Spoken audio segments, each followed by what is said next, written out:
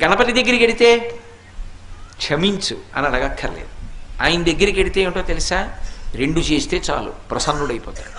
ఒకటి ఇలా ఇలా ఇలా అంటే చాలు. మిటికలు ఈ 2 కణతల మీద 3 మాటలు కొడితే ఆయనకి సంతోషం. ఇలా కూడా అనక్కర్లేదు ఆయన దగ్గర. ఇలా కొట్టి ఈ చేతి మీద కుడి చేయి పైకొచ్చేట్టు ఎడం చేయి కిందకు ఉండేటట్టు పెట్టి కుడి చేత్తో ఈ చెవి చివరిని ఎడం చేత్తో ఈ చెవి చివరిని పట్టుకుని 3 మాటలు గుంజీలు తీస్తే ప్రసన్నుడైపోతాడు. ఏమండి మీరు చెప్తున్నారు బాగానే ఉంది, కానీ అంత పరబ్రహ్మం విఘ్నేశ్వరుడు ఆయనకి ఎందుకండి ఇలాంటివన్నీ, ఇలాంటి పిల్లల చేష్టితాలు అన్నీ చేస్తే ఏమిటండి ఆయనకి ఆ సంతోషం అని అడగచ్చు మీరు. దీని వెనక ఒక మర్మం ఉంది.